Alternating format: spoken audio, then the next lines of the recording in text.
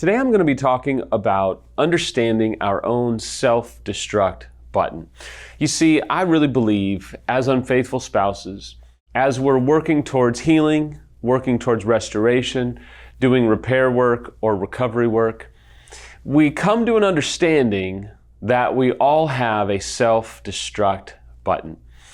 And for life to kind of pressure us the right way, for us to feel boxed in, for all the different negative things to come into sorts, we ultimately can press the self-destruct button, which absolutely throws our life into chaos and upheaval.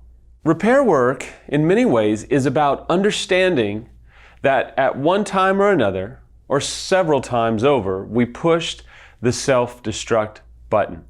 And repair work helps us understand how to never push that button again. It helps us understand how to build layers upon layers upon layers upon layers of checks and balances and protection so that we no longer press the self-destruct button again. For us to be able to heal, for us to be able to understand why we even pressed the self-destruct button in the first place, recovery work, repair work has to take center stage. If we don't, we're faced with the reality that we may not know why we pushed that button. And if we don't know why we pushed that button, and let me stop right there and say to you, listen, you may be someone who had a 2, 5, 10-year affair. You may be someone that had a one-night stand. You may have been acting out over several years with several affair partners. I don't know, but I can assure you there is a self-destruct button that you have either pushed or continue to push, and it's killing you. And I want to help you understand how to no longer push that button. It's not a flip of the switch. It's not just an easy fix. It's not just oh, thanks, Sam, this one video helped me never push the self-destruct button again. I want to give you some practical tools and help you understand some things that I have learned in 15 years of trying to stay as far away from the self-destruct button as possible. If you don't know what your self-destruct button is yet, then I would just appeal to you to stay steady in your repair work. Continue to push forward. Continue to do some of the things I'm going to tell you about in just a couple of minutes because you've got to understand what your button is. Here are some things that for me, I know make it easy for me to want to push the button. It doesn't mean that when these things happen in my life that I'm going to go push the button. It just means that these are some of the things that I would invite you, the unfaithful, to look out for so that you keep it as easy as possible to run away from the self-destruct button. For me, it's really overworking, sleeplessness, trying to do too much in my own strength and my own power and thinking that I have all the answers. It's a feeling of disconnection with Samantha. It's a feeling of just really sometimes self-pity and wondering, man, God, do you care about all that I'm going through to try and help and do some of the things that I'm doing? And striving is another factor, and feeling like, man, I've got to make it happen, which there's nothing wrong with the concept of making it happen. However, when make it happen begins to cause you to sacrifice time with your family, for me, time with Samantha, time with my kids, time reading, time disconnecting, having downtime. If I'm always on the go, people become speed bumps. Things that should be handled very carefully become mere speed bumps that are in the way of where I'm trying to go. See, for us unfaithful, we have this weakness. And when things start to swirl around us, and when the perfect storm comes, we kind of look at that button. And we know that we shouldn't push that button, but we look at that button and we think, man, this button is going to fix so much. This button will make all this other stuff so much more manageable, so much more easy. Or all this crap is making me so angry, I just want to go not push the button, pound the button time and time again. And let me tell you, as someone who understands what it's like to push that button isn't going to help you. It's going to make you maybe feel good for just a little while, and then the consequences set in. The shame, the grief, the self-hatred, the agony of your choices. I just want to tell you that you don't have to keep pushing that button. You can get as far away from that button as possible. I will tell you, and I know that if you're a betrayed spouse, this is going to probably scare you.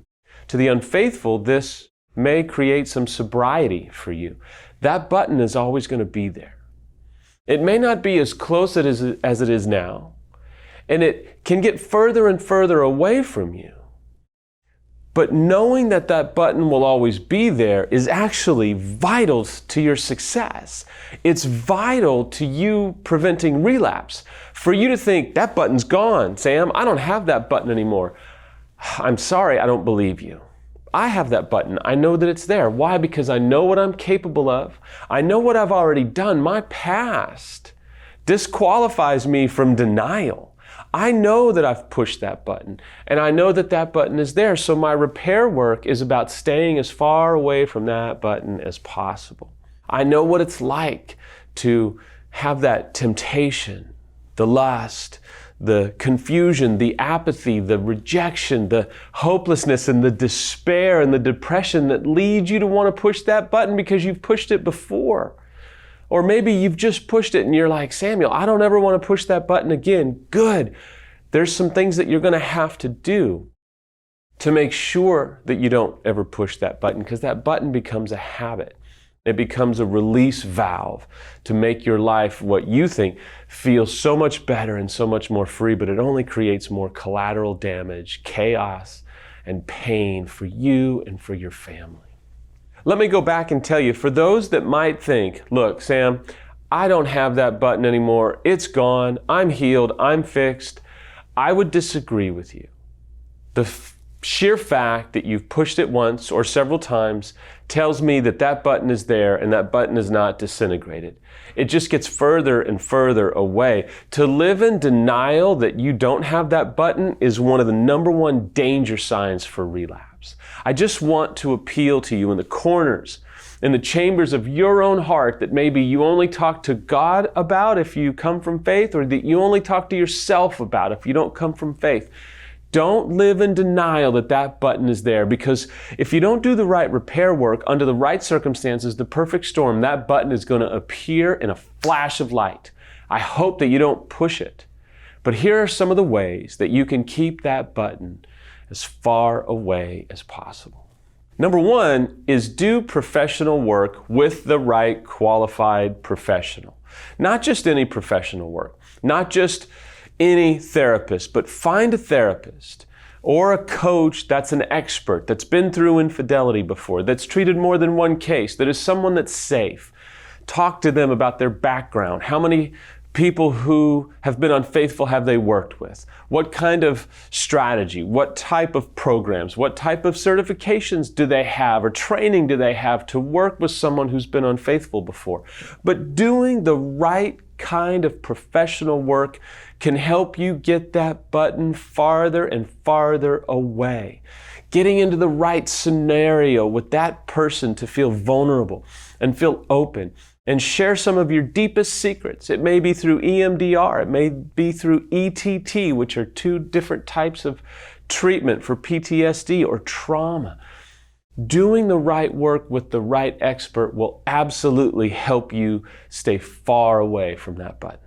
Number two is showing initiative, taking charge of your own recovery. You say, how does that keep the self-destruct button away? Well, you're doing work.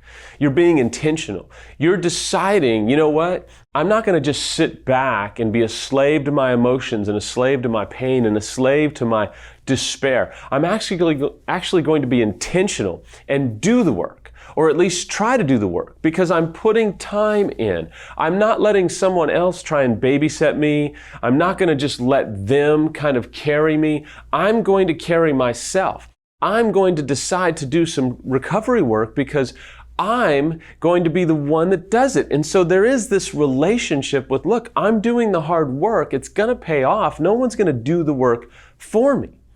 But one of the best ways to keep that self-destruct button away is actually be passionate and intentional about recovery work, because it becomes less easy, if you will, to push that button when you're reading books, going to groups, going to online groups, taking a course, doing a boot camp on our website, or doing something with your spouse. But you've got to be intentional. No one's going to do it for you. If you simply are just kind of sitting back, waiting for your spouse to lead, or waiting for this weird message from the sky that you need to take this course or that course or what have you, I promise you that button's going to get easier and easier to want to push. The pressure is too much. The despair is too hard-hitting. The discouragement is overwhelming at times, and you have to be willing to go to war, not sit back and let war just come to you and kick the crap out of you. You have to make a decision to go to war and say, I'm going to face what's coming against me. Number 3 is consistency. It's not enough to do a little bit of work here and then struggle and then kind of dance with the button and then do a little bit more work and then kind of slip back and feel the frustrations of, I just can't get any positive momentum, and then the button comes back again, or maybe you've pushed it again, or maybe you want to push it because you're not staying consistent in your work. You have to be consistent. I just know what it's like to have momentum spike and then crash and burn. I know it in so many different facets of my life. To a certain extent, everything in life goes through change. Everything in life kind of goes through ups and downs. And even your own repair work is going to have some great times. It's going to have some difficult times. That's normal. What doesn't have to be normal is you doing work, not doing work. Doing work, not doing work. Starting a program, not finishing it. You're going to have to be consistent if you want to generate momentum that will help you keep the button away. Number 4 is the right community. This might be one of the most important variables for sure. It's at least in the top 2. I have gentlemen that I can call, and if I call them twice in a row, they're going to answer no matter what. And the same goes for them.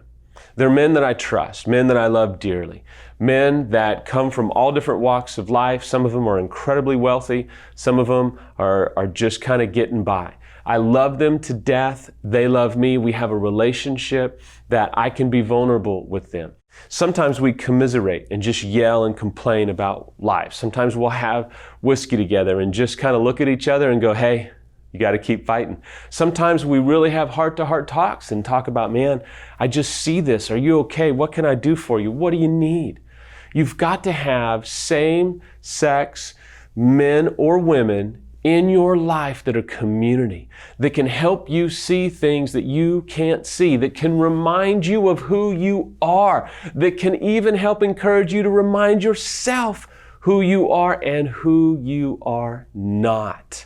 Just the other day, I was talking to one of my real strong men, and he just said, man, that's just not you, and you know that. And it just was like that split-second moment of, you're absolutely right, that's just not me. You need people like that in your life that you can trust, that you can rely upon, that are going to tell you the hard things that sometimes you can't tell yourself.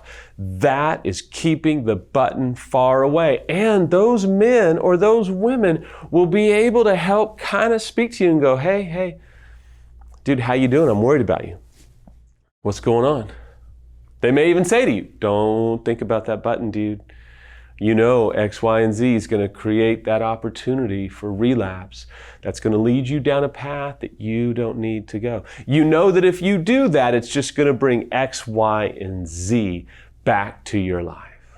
Finally, the right repair work will help you increase your discernment for where the button likes to hide itself. A little bit of letting your guard down here. A little bit of flirting here. Maybe looking at social media that you shouldn't look at there. Things that will lead you towards the button. As you do work, your discernment starts to get better and sharper. You become more disciplined and you go, no. That may be fine for them, but that's not going to work for me because I know that that's going to lead me back towards the self-destruct button. And as long as I keep doing things like that, seemingly unimportant decisions like this account on social media, or that long lingering look at X, Y, and Z, or what have you, the more that you do those things, you know that that button starts to get closer and closer to your reach. My friends, I appeal to you. Allow your discernment through all the things that we've already talked about to get better and keener and wiser so that you can stay far away from the self-destruct button.